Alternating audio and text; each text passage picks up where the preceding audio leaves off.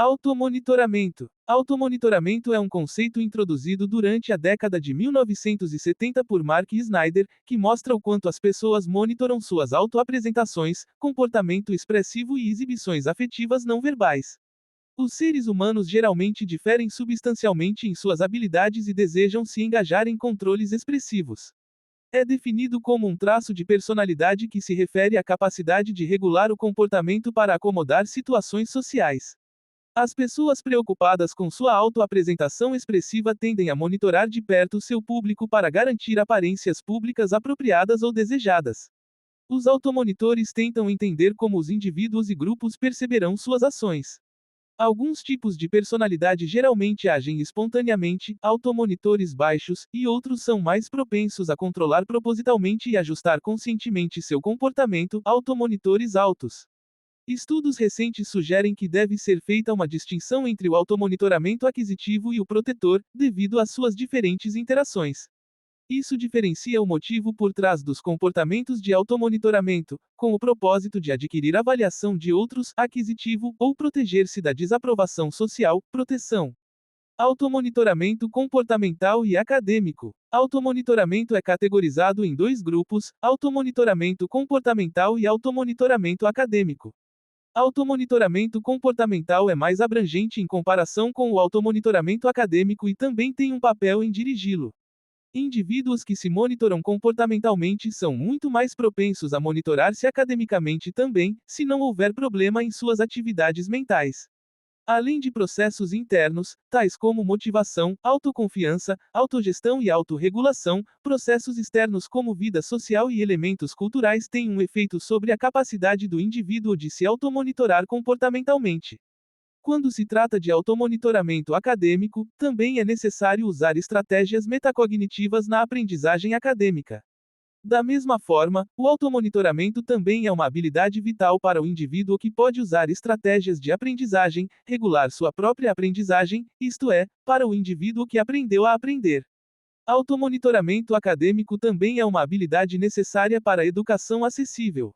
Um indivíduo que possa monitorar seus aspectos acadêmicos perceberá suas fraquezas e ela irá, portanto, tomar precauções contra essas fraquezas.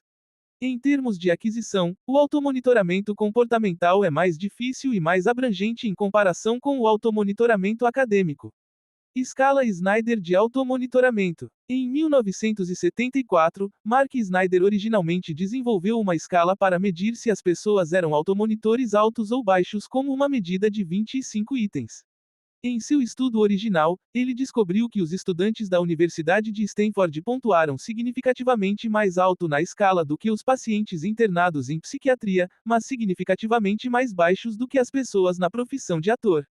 A escala foi revisada em uma medida de 18 itens que é considerada psicometricamente superior à escala original e tem sido amplamente utilizada em estudos de automonitoramento. Houve grande debate sobre se a escala de automonitoramento é ou não um fenômeno unitário.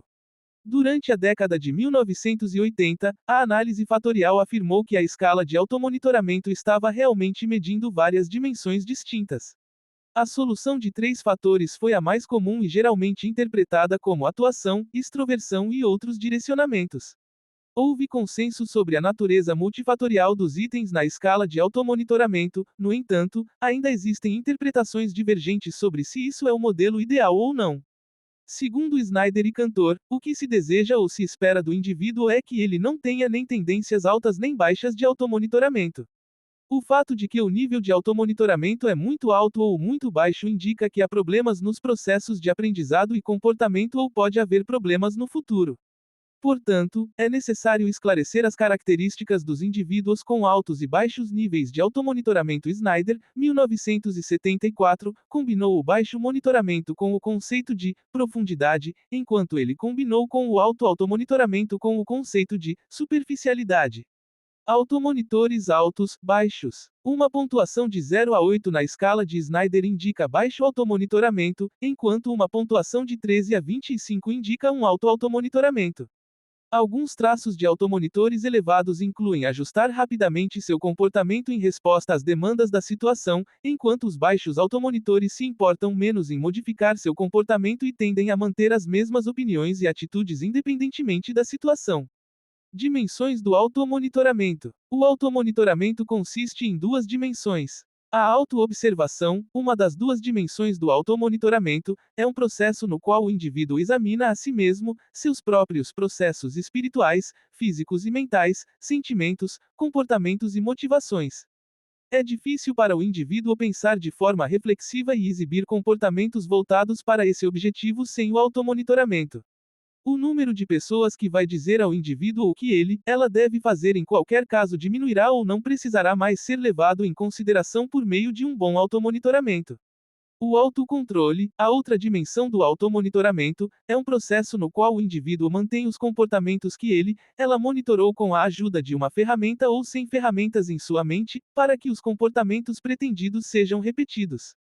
Como o comportamento ou o conhecimento mantido em mente será mais tarde usado nos processos de reflexão, é um pré-requisito para o início de todos os autoprocessos, autogestão, autocontrole e autorregulação, etc., e para a sua realização.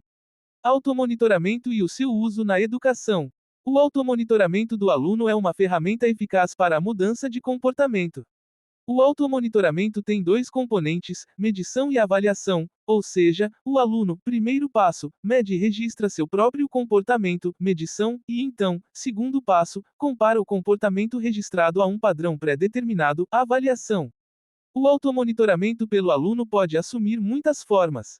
Um aluno pode usar um formulário em papel para avaliar suas habilidades de estudo no final de cada período de aula, por exemplo, enquanto outro aluno pode avaliar verbalmente seus comportamentos sociais quando abordado por seu professor em horários aleatórios durante o dia letivo. O automonitoramento tira proveito de um princípio comportamental, os simples atos de medir o comportamento de um alvo e compará-lo a um padrão ou objetivo externo podem resultar em melhorias duradouras para esse comportamento.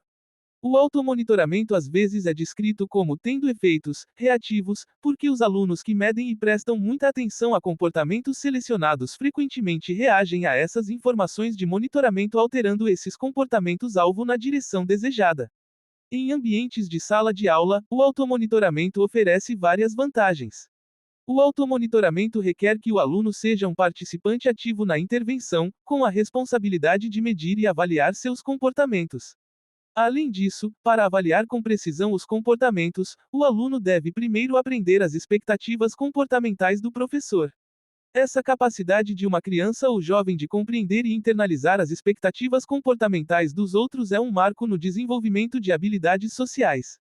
Por fim, os dados de automonitoramento dos alunos geralmente são econômicos para coletar, mesmo em uma sala de aula movimentada, e geralmente podem ser usados para documentar o sucesso de uma intervenção comportamental.